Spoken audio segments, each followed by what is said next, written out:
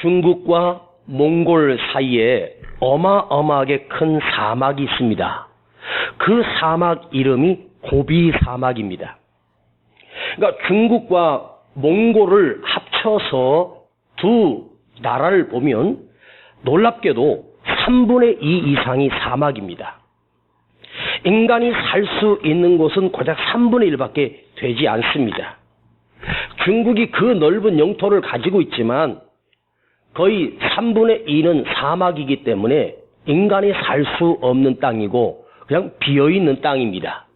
물론 지역에서 사는 소수 민족들이 있을 수는 있습니다. 그런데 그 사막 지역이 황사라고 하는 이상한 것이 온 아시아를 뒤덮는 발원지가 바로 이 고비 사막입니다. 큰 서북풍이나 남풍이 불게 되면 그 모래들이 하늘로 치솟아 올랐다가 기류를 타고 제주도까지, 때로는 저 뉴질랜드 저 바다에 있는 그 섬까지도 날아간다는 거예요.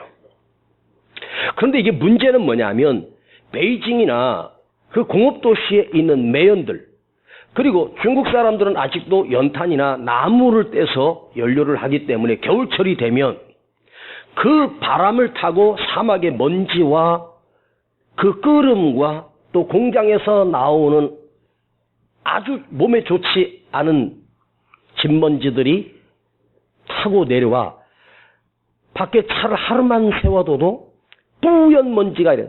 손으로 한번 이게 긁어보면 정말 새카만 먼지가 묻어나오지 않습니까? 그런데 중국하고 몽골에서 그 사막을 갖다가 육지로 만들려고 수십 년 전부터 온갖 나무를 심고 물을 주고 수로를 만들어서 물길을 내가지고 그 사막의 한복판에 나무를 심으면 거기가 숲이 된다면 거기서 나오는 피스톤이라든가 산소라든가 우리 인간에게 아주 좋은 것들이 많이 나오지 않겠습니까? 그래서 전문가들이 모여서 이 사막 지역에서도 물이 조금밖에 없어도 살 수 있는 나무들을 연구해서 온갖 나무들을 시험적으로 심어봤습니다. 그렇게 30년을 연구했는데 결국은 결론이 뭐냐면 할 수 없다. 실패한 것입니다. 사막에서도 잘 버티는 그런 나무, 물기가 조금만 있어도 그야말로 이슬방울이라든가 서리를 맞아서도 밤이 되면 낮과 기온차에서 거기에 이슬이 맺지 않습니까? 그것만으로도 살 수 있는 나무들을 거기다 심었는데 1년 내내 단 한 번도 비가 오지 않기 때문에 한 번 오는 비도 살짝 뿌리고 끝나버리기 때문에 이 나무가 생명을 유지할 수가 없는 거예요. 그래서 그 사막의 밑에 땅을 파봤더니 여러분 놀랍게도 그 밑에 모래를 걷어내면 땅이 있거나 흙이 있어야 되는데 이건 수십 메타, 최소한도 5m 이상은 모래로 돼 있는 거예요. 그러니까 이 모래가 무슨 말이냐면 모래에다가 물을 뿌리고 있으면 여러분 모래에다가 어렸을 때 저는 그 장난삼아 모래에다 주전자에다 물을 뿌리면 물이 뚜룩 타고 진짜 순식간에 그 물이 모래 밑으로 그냥 쑥 빠져버리고 젖어있는 흔적만 남아있지 그 모래가 물을 잠시라도 머금을 수가 없는 거예요. 이 모래가. 그래서 모래에다가 꽃을 심은들, 물을 아무리 준들 그 꽃은 절대로 꽃을 피울 수가 없습니다. 생명의 물을 담을 수도 품을 수도 없는 모래는 물이 떨어지는 순간 그대로 밑으로 그냥 쏟아져 버리기 때문에 아무리 많은 물을 주어도 흘러버리고 금세 말라버립니다. 즉 생명을 머금을 수 없는 황량한 모래밭. 자, 그런데 이 고비 사막 같은 그 모래밭에 비가 아무리 준들, 비가 온다 한들 생명의 물을 품을 수 없는 사막 가운데 인간이 수많은 나무를 심는들 1년도 생존하지 못하고 말라 죽어버리더라는 거예요. 그런데 여러분, 인간의 심령도 마찬가지랍니다. 사람의 심령도 하나님의 말씀이 들려지고 생명의 말씀이 뿌려지면 우리 심령이 황량한 사막처럼 모래밭이 되어서 그 말씀을 듣는 순간은 알아듣는 것 같지만 이내 말라버리고 사라져버리고 쏟아지고 만다는 거죠. 그런 인생이야말로 거기에 무엇을 심은들 열매를 맺을 수 있겠습니까? 여러분, 말씀을 들으면 그 말씀을 얼마 동안이나 기억하고 사십니까? 저 문을 나가는 순간 잊어버리고 가십니까? 최소한도 집에 가서 소파에 앉기까지 그 말씀을 그래도 가슴에 품고 오늘 들었던 말씀을 기억하고, 그래, 이것은 생명의 말씀이니 내 마음에 담아야, 그리고 이것이 말씀이 능력이 되고 생명이 돼서 꽃을 피우고 열매를 맺게 하도록 여러분이 간직해야 되지 않겠습니까? 자, 주님이 십자가에서 비참하게 찢겨 죽으신 것을 온 유대인들이 다 알고 있습니다. 3일째 되던 날, 즉 안식 후 첫날입니다. 토요일이 안식이니까 토요일 그 다음 날이 바로 일요일, 주일날입니다. 우리 기독교가 바로 이 일요일을 주일 예배로 삼은 이유는 바로 부활하신 그 주님의 그 날을 주일로 정했습니다. 그러나 아직도 안식교는 토요일날 예배를 드립니다. 한 여인이 향품을 발라드리기 위하여 그 시신이 조금이라도 늦게 썩게 하기 위해서 썩어있는 시신이 3일 뒤에는 부패해서 거기서 온갖 냄새가 나니까 향품을 발라드리면 이 시신이 좀 더 오래 늦게 썩기도 하고, 어떨 때는 그 시신이 향품을 잘 발라드리면 그 시신이 썩지 않고 미라가 될 수도 있습니다. 형체가 남아있으면서. 그래서 그 향품을 발라드리기 위해서 무덤을 찾아간 한 여인이 있었습니다. 그 여인의 이름은 막달라 마리아입니다. 막달라 마리아가 누구냐? 바로 죽은 나사로가 살아난 그 오라비의 여동생인 마리아가 아니라 바로 창녀 출신이었던 마리아입니다. 창녀였던 그를 찾아가 주님이 만나주심으로 그 막달라 마리아가 예수님의 제자가 되었습니다. 그런데 이 막달라 마리아가 무덤을 찾아가서 보니 무덤에 막고 있는 큰 돌이 옮겨져 있고, 그 무덤 속에 들어가 보니 당연히 있어야 될 예수님의 시신이 없는 것입니다. 예수님이 입었던 옷들이 옆에 잘 개어 있고 아무도 없는 거예요. 그래서 이 여자가 깜짝 놀랐습니다. 왜 우리 예수님의 시신이 없지? 누가 가져갔을까? 그리고 달려가 예수님의 제자 베드로와 요한에게 그것이 왜 없어졌는지를 알리게 됩니다. 자, 수도 없이 주님께서는 내가 다시 살아나리라, 조금 있다가 내가 너에게 다시 오겠다고 주님이 제자들에게 말씀하셨고, 요한복음, 마태, 마가, 누가복음, 복음서에만 해도 놀랍게도 21번이나 주님이 제자들에게 당신이 부활할 것이라는 사실에 대해서 주님은 그들에게 귀가 닳도록 말씀하셨고, 구약 성경에 있는 것까지 따지면 무려 68번 이상 주님이 다시 살아나심을 예언해 놓았습니다. 수도 없이, 그것도 들었던 말씀이 한 달 전이라면, 죽기 하루 전, 십자가에 못 박히기 전 주님이 수도 없이 내가 다시 올 거야, 내가 다시 너를 찾아올 거야, 내가 다시 살아나리라, 내가 부활하리라 말씀하셨음에도 그들은 그 빈 무덤 앞에서 절망하고 낙심하고 있습니다. 자, 누가복음 24장 11절을 보면 막달라 마리아가 사도들에게 가서 예수님의 시신이 없어졌다 하고 말했더니 그 사도들의 반응, 예수님의 12 제자들의 반응은 저희의 말에 허탄한 듯 보여 믿지 아니하더라. 막달라 마리아가 주님이 살아나셨다는 천사의 말을 듣고 예수님이 살아나셨다는 말을 했단 말이에요. 그랬더니 그 제자들이 고작 3일, 4일 전에 들었던 그 말을 허탄한 말이라고. 그래서 허탄이란 말이 무슨 말인가 하고 풀어봤더니 빌허자, 비어있다. 허하다. 아무것도 없다. 거짓한. 그러니까 그야말로 아무 의미 없는 말. 결코 있을 수 없는 거짓말.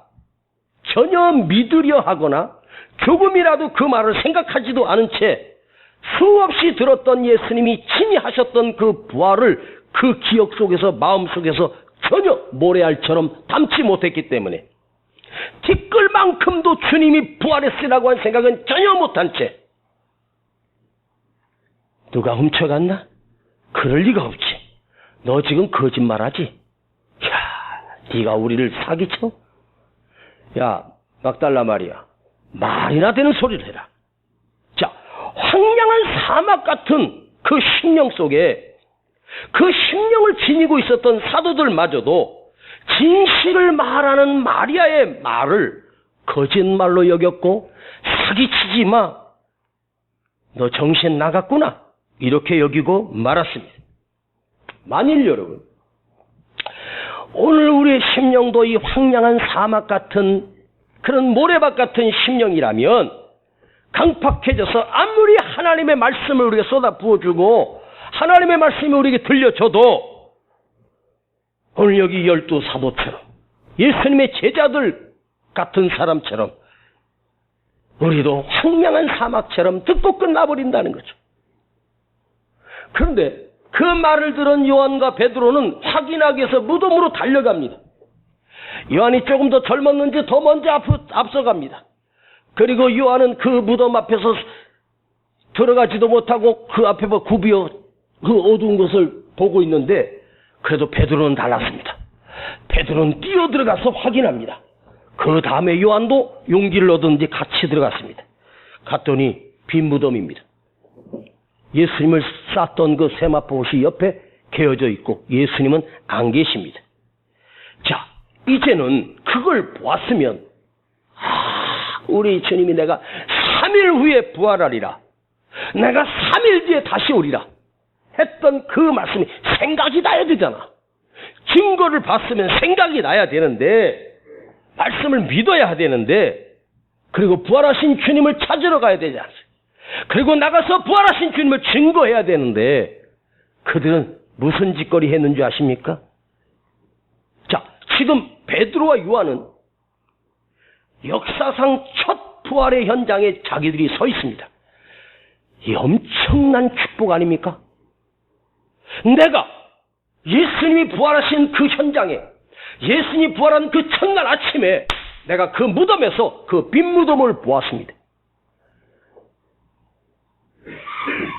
나는요 지금이라도 성지순례를 간다면 그 아리마대 요셉의 예수님께 빌려주었던 그 무덤 실존하고 있는지 아직까지 보존되고 있는지는 모르겠지만 내가 지금이라도 가서 한번 예수님이 부활 2000년 전에 부활하셨던 그 주님을 그 빈 무덤이라도 좀 확인해보고 싶어요. 그 엄청난 현장에 서 있었지만 9절을 보십시다. 9절. 자, 9절. 시작. 저희는 성경에 그가 죽은 자 가운데서 다시 살아나야 하리라 하신 말씀을 아직 알지 못하더라. 요한복음을 누가 썼습니까? 그 무덤에 있었던 요한이 썼습니다.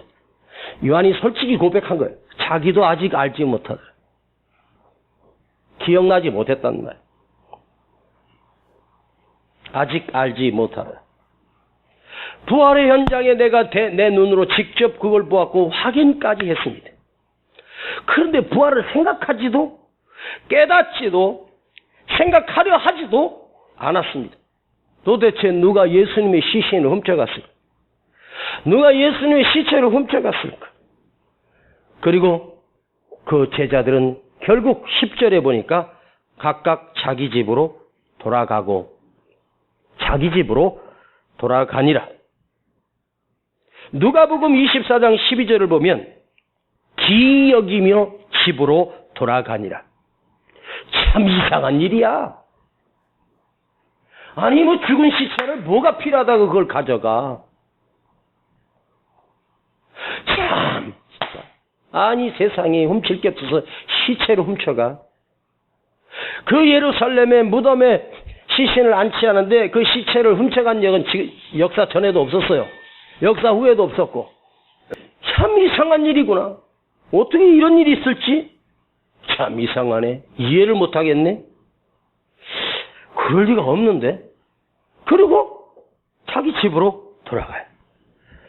불과 4일 5일 전 마지막 만찬할 때까지도 내가 3일 뒤에 너에게 다시 오겠다고 했던 그 주님으로부터 친히 들었던 그걸 수도 없이 반복해서 들었던 그 말씀을 조금도 기억하려 하지 않고 들을 때만 들었고 모래알처럼 황량한 사막이 되어서 진리의 말씀을 흘려버리는 거죠. 그냥 그 말을 들었었나? 여러분 이게 부활이라고 하는 말이 이게 엄청 충격적인 말이잖아요. 그죠? 내가 너에게 선물 줄 거야 하는 게 아니라 내가 맛있는 짜장면 사줄 게가 아니잖아요. 부활이라고 하는 단어는 알지만 아직 그런 일이 없었던 일입니다. 엄청난 사건입니다. 그러면 예수님이 다 죽었다가 다시 살아나셔서 오신다? 물론 자기들이 봤을 때도 불가능한 일이라고 생각할 수 있지만 예수님은 가능하잖아. 하나님의 아들이심을 믿기 때문입니다. 그런데 그 진리의 약속을 주님이 친히 하셨던 말씀을 다 흘려버리고 온갖 세상의 근심과 걱정과 염려만 담고 산이 무너지는 거예요. 여러분 오늘 이 부활절 아침에 잘 들으십시오. 세상 소리에 너무 귀담아 듣지 말아요.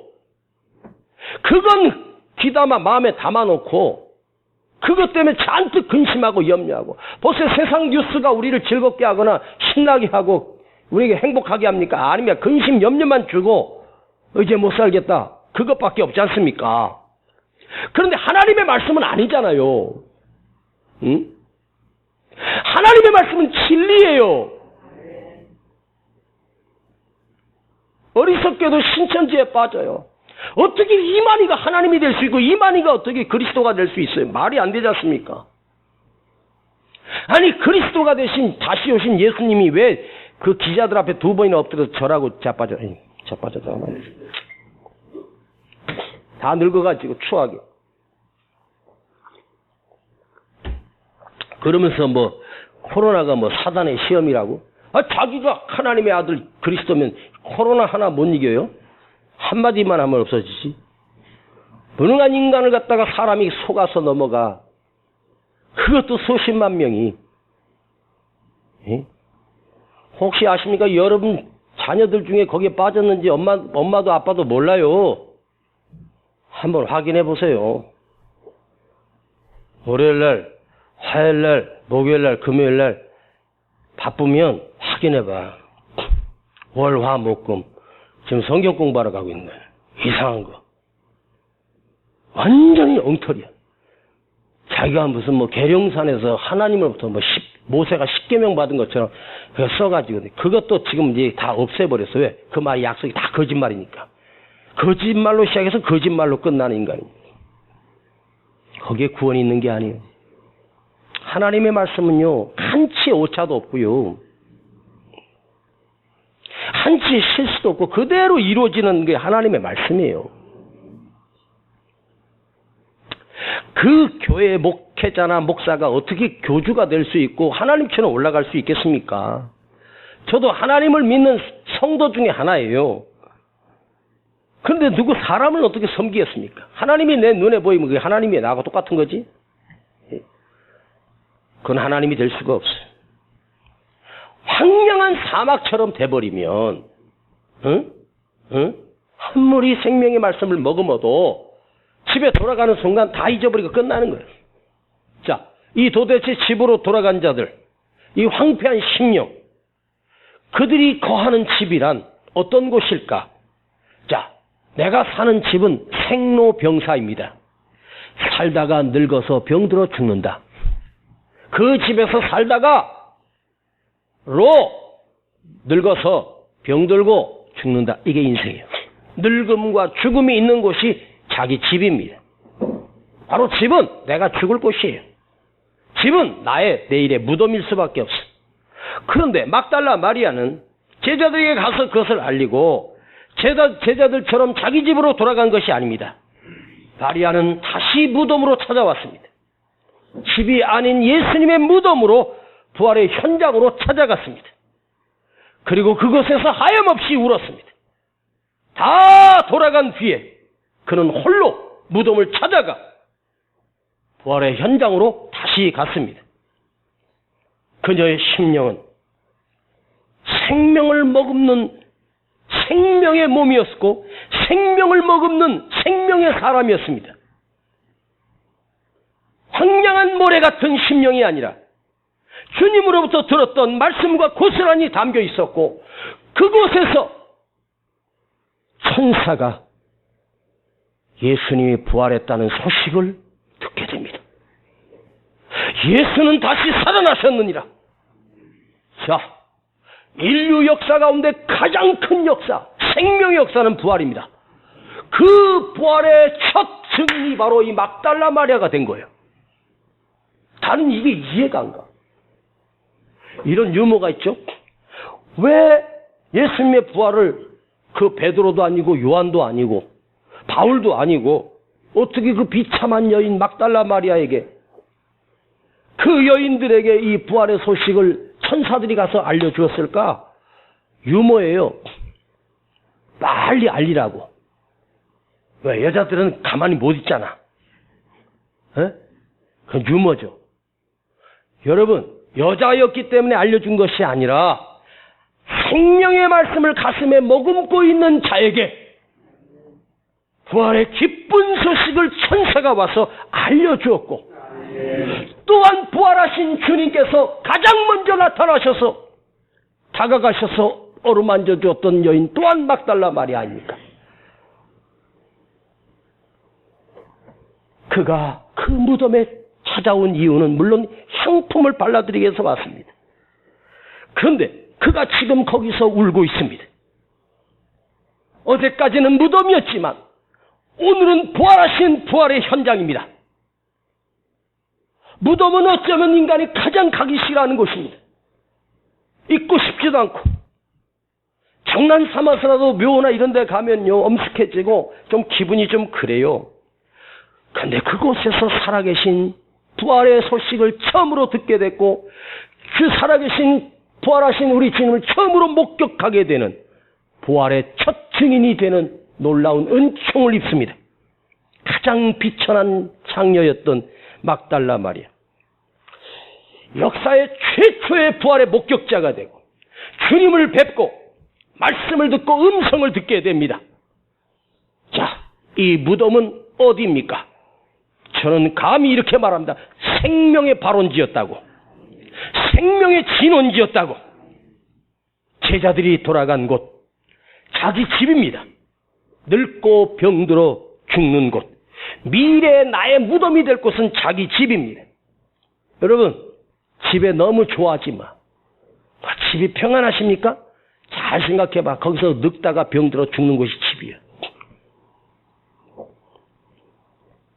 나는 부활하신 그 무덤이 바로 교회라고 확신합니다.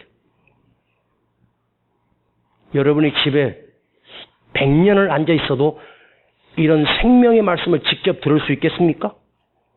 응? 이런 말씀을 어떻게 듣겠냐고. 못 듣지요. 마리아는 어디로 갔습니까? 생명샘으로 나아간 것입니다. 사랑하는 여러분, 여러분 집이 안전하다고 생각하십니까? 늙고 병들어 나의 내일의 무덤이 될 곳이 그렇게 좋습니까? 인간들은 모두가 인생을 살다가 다 돌아가게 되어 있습니다.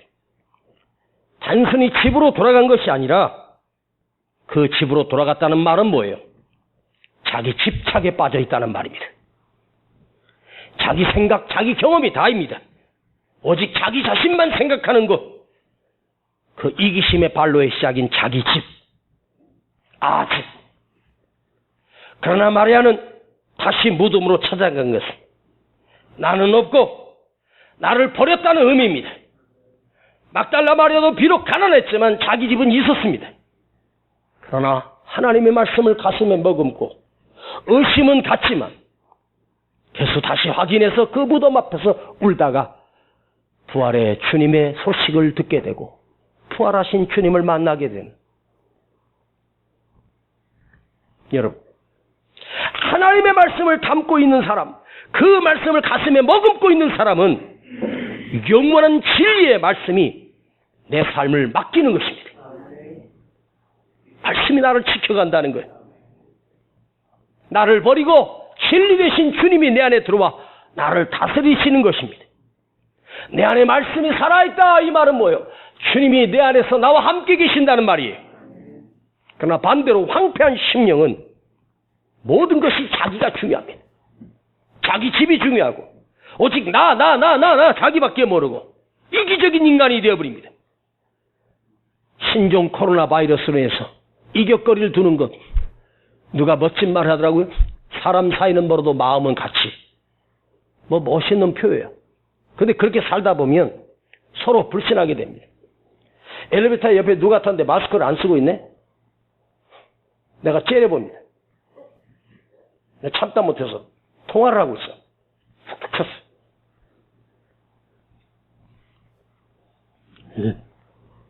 아니, 거기서 얘기를 하면 어떡하냐고. 뉴스에서 그 어느 엘리베이터에 타가지고 한 사람은 둘 다 마스크를, 한 사람 마스크 썼고 한 사람 마스크를 안 썼는데 거기서 마스크 쓴 사람이 감염됐대잖아. 기침을 3번이나 해가지고. 어떤 의사가 경험담을 얘기하는데 어느 이제 앞 엘리베이터 딱 둘이 탔는데 하필이면 마스크를 안 쓰고 있었어. 근데 이 사람이 헤이 하면서 기침을 3번이나 하더래. 그래서 자기가 12층인가 13층 올라가는 동안 숨을 탁. 근데 숨을 쉬는 순간 그 기침, 그게 흠한 개가 내 코로 들어갈까?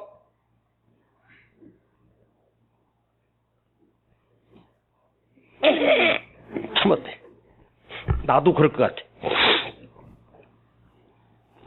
서로가 남남이 되고 불신이 되는 이 사회가 되는 건 아닌가? 근데 교회마저도 그렇게 돼버리고 있는 게 너무너무 안타까워요. 여러분, 집이 안전한 것이 아닙니다. 생명의 말씀을 듣는 이 현장이 안전합니다. 믿으십시오. 저는 이 코로나 바이러스 사건을 통해서 제가 느끼는 것은, 오늘 부활절이기 때문에 부활절 설교를 하지만 계시록 강의를 하고 있는데 벌써 9번을 했습니다. 그 말씀이 얼마나 깊은지 참 감사한 것은요, 이런 위기 때 하나님이 나에게 더 큰 감동을 주시고 더 큰 지혜를 주시고 더 깊은 말씀을 주시는구나. 이 코로나 바이러스를 통해서 제가 책을 한 80권을 읽었습니다. 좀 놀라십시오. 좀 얘기를 하면. 책을 80권이나 읽었다고. 하루에 7번 읽은 적이 있습니다. 이만큼 두꺼운 걸 7번 읽는다는 게 신기 아닙니다. 눈이 빠지도록. 밤을 새면서 읽었습니다. 왜 할 짓이 없으니까 책이라도 읽어야지. 기도하고 책 보고 성경 보고. 이게 막 부하가 막 머리에 부하가 생기더라고요. 80권을 뭐 일반 서적도 있고 기독 서적도 있고 좋은 책들을 서서 이렇게 읽으니까 좋긴 좋은데 책값이 너무 비싸요. 예? 그 비용이 책값이 한 50만 원 정도 들어가더라고요. 서점에 나가서 또 이제 이리저리 또 보니까 좋은 책이 읽고 싶은데 살 돈이 있어야 사지 또. 서점에 저또 의자가 있길래 거기서 있더니 거기 주인 되시는 분이 와서 안 가십니까? 안 가십니까? 뭐 눈치 보여가지고 제일 싼 책 12,000원짜리 한 권 미안해서 7시간 만에 사가지고 나오는 거예요. 그러니까 그러면서 제가요 굉장히 깊어지고 넓어지고 와 참 감사한 건죠. 제 자랑 하나 할게요. 있잖아요. 어떤 목사님이든 60이 넘어 환갑이 넘고 이제 늙어가면 말씀이 좀 단순해지고 이렇게 좀 부드러워지고 이렇게 인자해지고 그냥 이렇게 좀 나쁜 말로 매가리가 없어지고 그래요. 근데 어떻게 나는 더 날린 것 같아. 그냥 여기서 그냥 어떻게 할 수가 없는 거 있죠. 얼마나 감사한지 몰라요. 제가 그냥 이제 늙은 노인 목사처럼 돼갖고 할렐루야 그러다 끝나는 게 좋아요? 그래도 더 깊은 말씀을 가지고 여러분과 나누면서 끝까지 여러분들이 여기서 하나님 말씀 한마디만 듣고 생명이 살아나고 그 나를 가꾸어 가야 되고 더 노력해야 되고 더 열정으로 기도해야 되지 않겠습니까? 할렐루야. 자, 이제 여러분들이 한 주간 예배 다 빼먹기 때문에 제가 조금 더 할 겁니다. 여기서 끝나야 되는데 두 번째 말씀입니다. 자, 다시 무덤으로 돌아간 마리아는 무엇을 했을까? 무덤 앞에서 한없이 울고 있습니다. 이 울었다는 말을 보니까 카일로라고 하는 헬라어인데 그냥 눈물을 질질 짜면서 수건으로 적시면서 그렇게 우는 게 아닙니다. 카일로라고 하는 이 단어는 통곡한 것입니다. 하면서 소리내면서 가슴을 치면서 소리질러 우는 것. 애간장이 녹는 배가 끊어지는 그 고통을 느끼면서 통곡하며 울고 있는 거예요. 한번 상상해 보십시다. 그 이른 아침에 아직 동이 트기 전 해가 뜨려고 하는 그 순간에 골고다 언덕 위에서 그 밑에 내려다본 예루살렘 성이 보일 것입니다. 모두가 고요한 아침, 일찍 여인들은 일어나 아침을 준비할 수도 있는 시간, 정말로 고요한 정막을 깨트리는, 지금이야 새벽부터 차들이 다니고 한 시끄럽지만 그 2000년 전 그 예루살렘은 아직 어둠이 깔려 있고 해가 저기서 뜨려고 하는 살짝 밝아지는 그 순간 막달라 마리아가 예수님의 그 무덤 앞에서 통곡하며 지금 소리 지르고 울고 있습니다. 아마 새벽의 정적을 깨트리면서 울고 있는 그 울음소리가 예루살렘 도성을 향하여 울려 퍼지는 그 아침, 그 절망적 울음소리, 십자가에 죽으실 때, 그 주님이 찢겨 죽으실 때보다 빈 무덤 앞에서 통곡하고 있는 이 여자의 그 울음소리는 온 예루살렘 성에 울려 퍼질 것이 틀림이 없었습니다. 그런데 이 여자의 울음소리를 누가 듣고 계십니까? 아마도 그 소리를 듣고 있는 다른 사람은 밤사이에 남편이 죽었나 보다, 밤사이에 아들이 죽었나 보다, 이 정도로 이해했을 것입니다. 그러나 그 울음소리를 부활하신 주님이 그 여인의 울음소리를 듣고 계셨습니다. 그 새벽 부활하신 주님께서, 다시 사신 주님이 막달라 마리아의 통곡 소리를 듣고 계십니다. 아셨습니까? 자, 이 여자가 울고 있는 이유가 무엇일까요? 내 주님이 시신이 사라진 것입니다. 누가 우리 주님의 시신을 가져갔을까? 내가 이 귀한 향품을 발라드리러 왔는데 발라드릴 수가 없는 것입니다.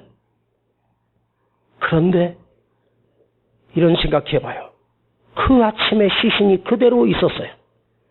여자가 예상했던 대로 예수님의 시신이 그대로 있었고, 그랬다면 그는 정성껏 예수님의 시신에 자기가 가지고 온 향품을 정성껏 발라드리고 기쁨이 아니라 그냥 허전한 발걸음을 옮기고 예수님 내일 다시 올게요, 그리고 다시 돌아갔을 것입니다. 아마 그 여자는 그날 울지 않고 향품을 발라주고 내가 하려고 했던 향품을 발라드리는 그 목적을 달성하고 그냥 허탄한 마음으로 그 자리를 떠나고 말았을 것입니다. 그러나 주님의 시신이 없기 때문에 내가 가지고 온 이 향품을 주님 시신에 발라드릴 수가 없습니다. 자, 내가 원했던 일을 잘 들어요. 내가 향품을 가지고 왔던 것을 예수님의 시신에 발라드리는 것으로 끝나버렸다면 이 여자는, 아니 오늘 우리 모두는 영원히 통곡해야 됩니다. 이 여자가 지금 잠깐의 통곡이지만 얼마나 다행스럽고 얼마나 축복의 눈물이었을까. 주님이 살아나지 않았다면 이 여자는, 물론 우리 모두는 구원도 교회도 믿음도 신앙도 없이 저 지옥의 절벽에서 통곡하며 영원히 통곡해야 합니다. 여러분, 우리에게 생명의 부활이 있습니다. 만일 그날에 주님의 시신이 그대로 누워 계셨다면 오늘 이 시간 부활절 예배가 가능할까? 오늘 이은세 목사가 이 멋진 설교, 아니 이 감격스러운 설교 우리 모두가 은혜 받을 수 있을까? 절대로 불가능합니다. 이 땅에 소망이 없습니다. 인간은 영원히 통곡하고 영원히 절망하고 지옥에서 그 고통 속에서 영원한 고통을 맛보며 살아가야 합니다.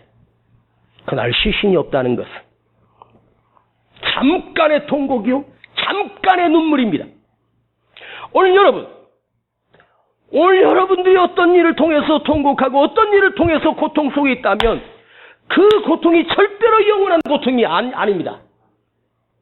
잠깐 우는 눈물이요. 그 잠깐 우는 눈물도 우리 주님이 닦아주시는 눈물이 될 수 있습니다.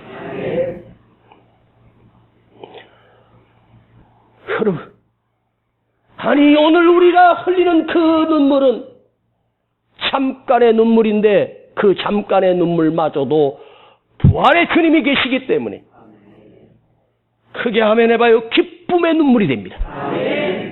감격의 눈물이 됩니다.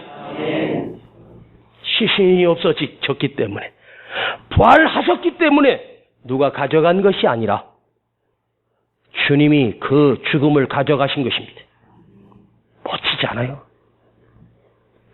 예수님이 자기 자신의 시체를 주님이 살아서 가져가신 거란 말이에요.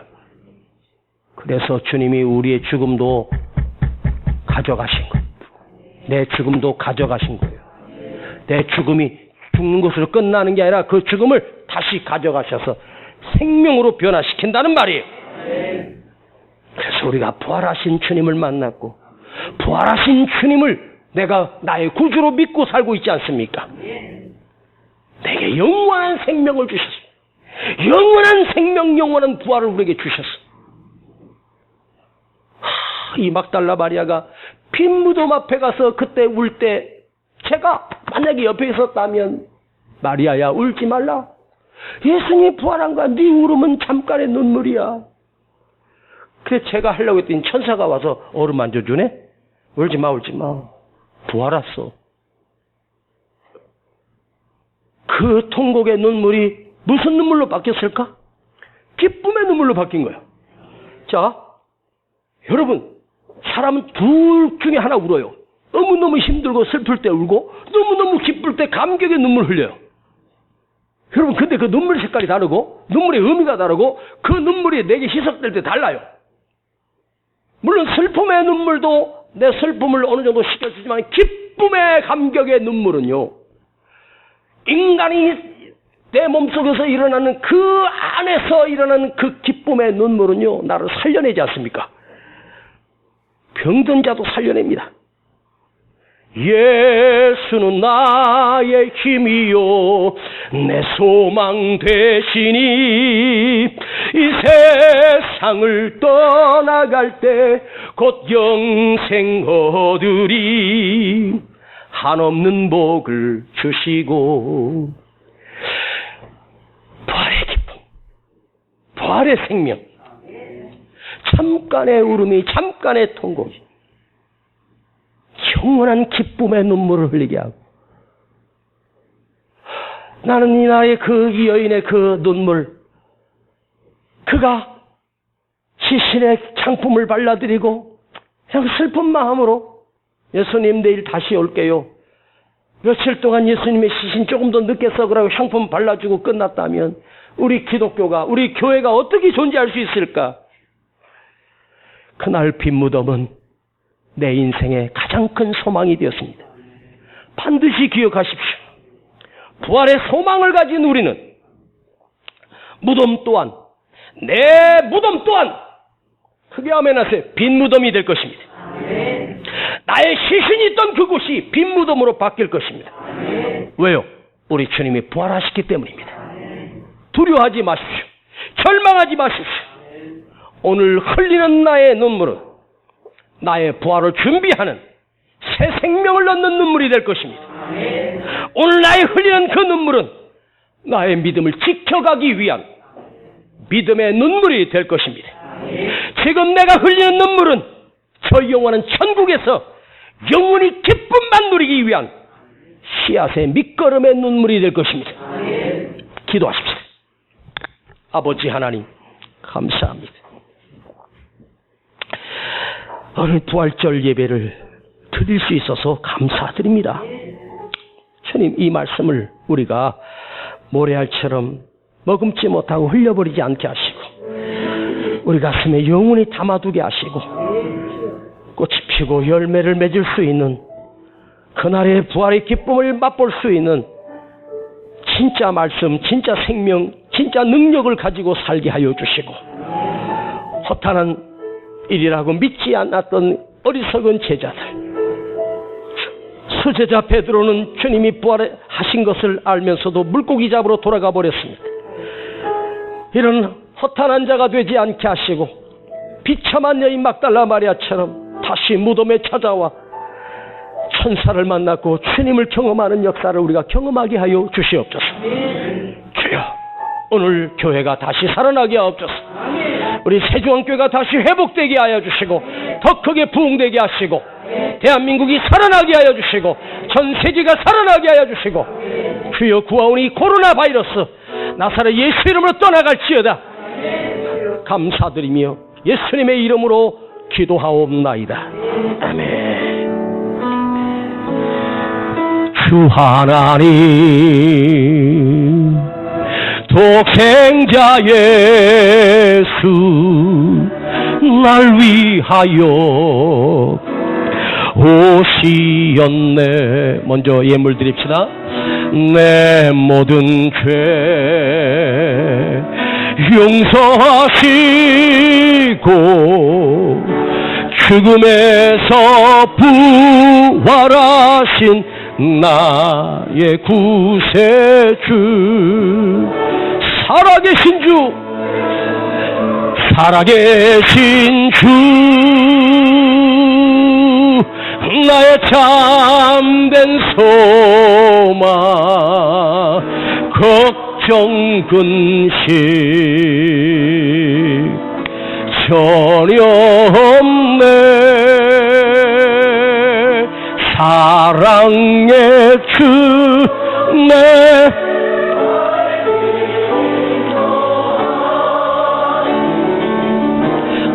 모든 삶의 기쁨 늘 충만하네. 다 같이 일어나셔서 살아계신 주, 살아계신 주, 나의 참된 소망, 나의 참된 소망, 걱정 근심 전혀 없네. 전혀 없네. 사랑의 주, 내 갈 길이 노하니 내 모든 삶의 기쁨 늘 충만하네. 우리 함께 기도하십시다. 첫 번째, 주님, 내 안에 하나님의 말씀을 머금고 사는 그릇을 주시옵소서. 모래알처럼 흘러버리는 어리석은 인생이 아니라 하나님의 말씀을 언제나 담고 주님을 담고 살아가게 하옵소서. 주님, 오늘 나의 흘리는 눈물이 기쁨의 눈물로, 부활의 눈물로 변화되게 하여 주시고, 주님이 어루만져 주시고 닦아주시는 눈물 되게 하옵소서. 우리 주여 부르고 함께 기도합니다. 주여, 아버지 감사합니다. 오늘 우리 안에 하나님의 말씀을 담게 하옵소서. 황폐한 모래처럼 물 한 방울도 머금지 못하는 어리석은 자가 아니라 하나님의 말씀을 머금고 하나님의 말씀을 가슴에 담고, 주여, 주님이 함께 내 안에 계심을 경험하며 살 수 있도록 주님 은혜를 부어주시고 능력을 부어주시옵소서.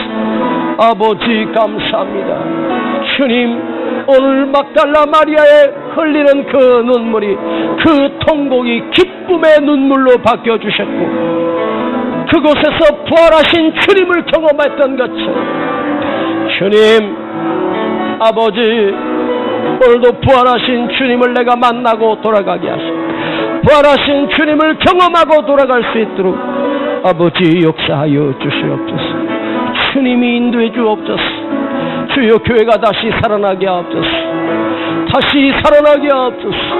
예수님 부활하신 이 부활절에 대한민국 교회가 살아나게 하시고, 대한민국이 살아나게 하여 주시고, 코로나 바이러스가 잠식되게 하여 주시고, 아버지 하나님, 우리가 자유껏 마음껏 활동할 수 있도록 주님 역사하여 주시고, 이제 다음 주부터 우리가 아버지 하나님 정상적으로 예배를 드리려고 합니다. 주님 다시 회복되게 하시고, 이전보다 더 크게 더 모이게 하시고 더 큰 역사가 일어날 수 있도록 주님 인도하여 주시옵소서.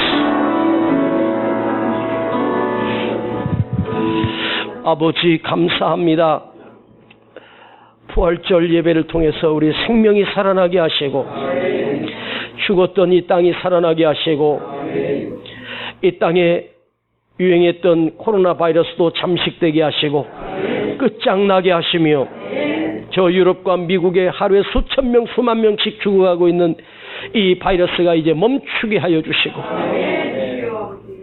다시는 이런 재앙이 시작되지 않도록 주님 용서하여 주시고 구원하여 주시고, 우리 부활하신 주님께서 말씀하여 주시옵소서. 예수 이름으로 명하노니 코로나 바이러스는 이 땅을 떠나갈지어다. 우리 안에 접근도 못할지어다. 아버지, 여기 예물 드립니다. 주님 홀로 받으시고, 감사 또한 11조 아버지 하나님 부활절 감사 예물로 드려진 손길마다 주님이 그 가정과 자녀와 그 기업에 복을 주시고 다시 회복되게 하시고 대한민국 경제도 살아나게 하여 주시옵소서. 지금은 우리 구주 예수 그리스도의 은혜와 아버지 하나님의 극진하신 사랑하심과 성령님의 감화감동 충만 내게 교통하심이 오늘 부활하신 주님을 만나고 돌아가는 우리 모든 성도들 그 머리 위에, 가정과 자녀와 그 기업 위에 이제로부터 영원토록 함께 계실지어다. 아멘.